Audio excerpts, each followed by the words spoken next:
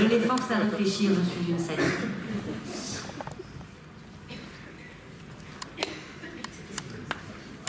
La science-fiction est concernée plutôt avec des menaces, des notions dangereuses. J'écris beaucoup des romans pour faire un scénario quand je veux. Ne va jamais exister. L'utopie, je pense, va être l'inverse. Je cherche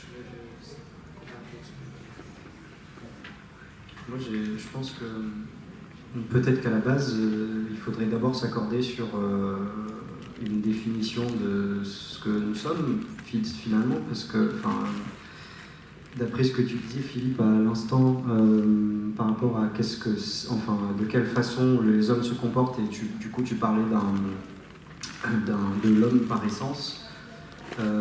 Moi, je ne crois pas que l'homme soit quoi que ce soit par essence, en fait. Et je crois que si on lit l'œuvre, on va dire, globale des sciences humaines sur ces 70 dernières années, les conclusions des gens qui ont passé leur vie en fait, à étudier à essayer de comprendre comment on fonctionne, disent à peu près la même chose, c'est-à-dire qu'en gros, la seule nature qu'ils veulent bien nous prêter, c'est celle d'être extrêmement plastique. Donc, à partir de là, si on essaie de s'extraire d'une vision moraliste de l'humanité, c'est-à-dire si peut-être on essaye de se concentrer sur on va dire le matériel, en essayant de nous défaire des choses immatérielles qui sont de toute façon des constructions, peut-être que c'est à partir de là qu'on peut commencer à construire l'utopie. En ce sens, peut-être que finalement c'est la science qui pourrait être une sorte de base pour la construction d'une utopie.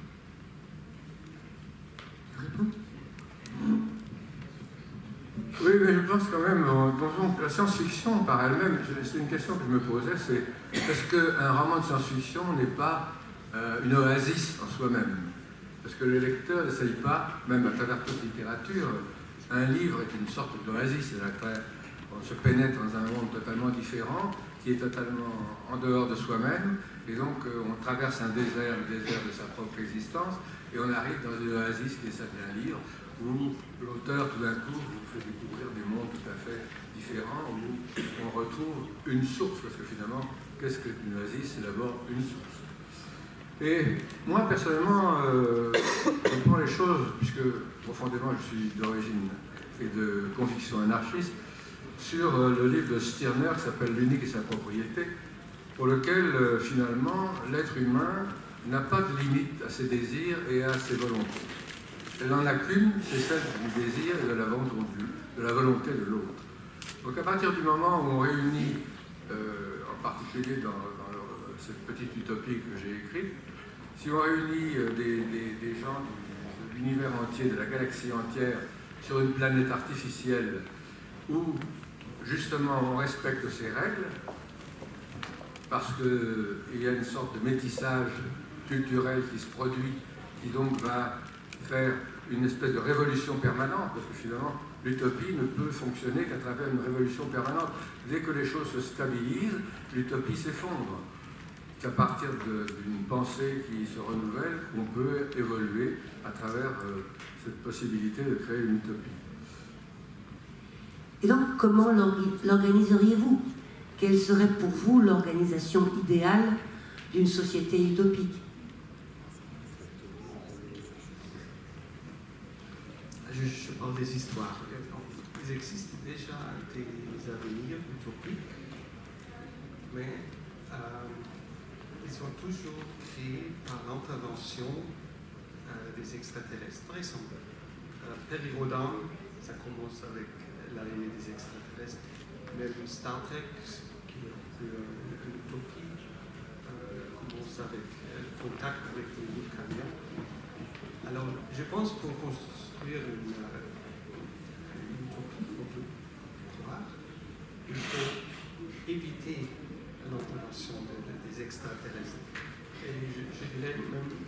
l'invention d'une intelligence artificielle qu'on construit, tout ça.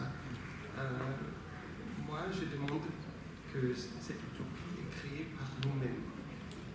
C'est le principe numéro 1 que j'ai trouvé.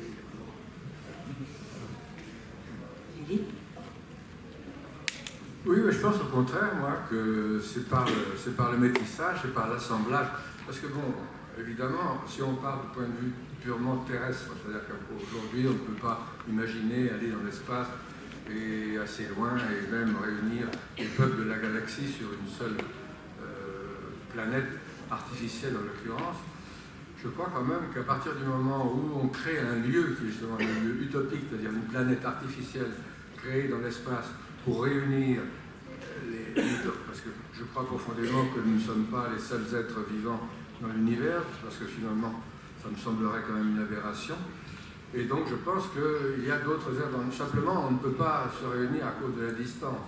À partir du moment où on franchit tous ces obstacles les uns après les autres, donc on rentre évidemment dans une démarche utopique.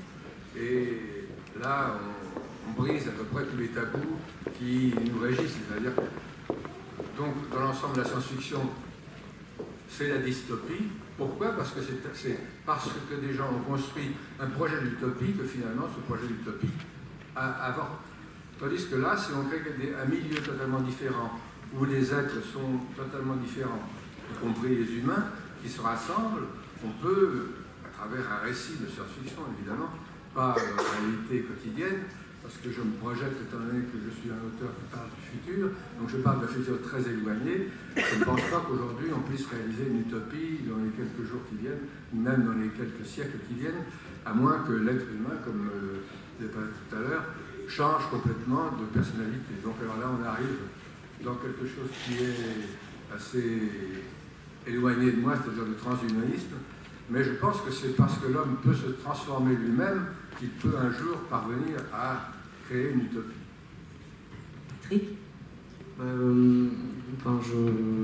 Je pense que, puisque ta question, en fait, tu demandais quelles sont les contraintes matérielles, en gros.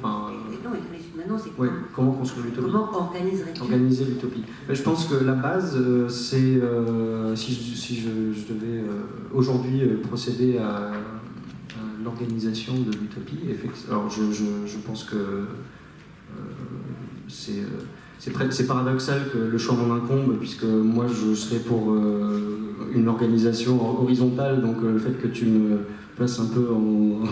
Le chef des anarchistes, c'est ça, le chef de l'utopie, c'est pour ça que je te demande quelle organisation.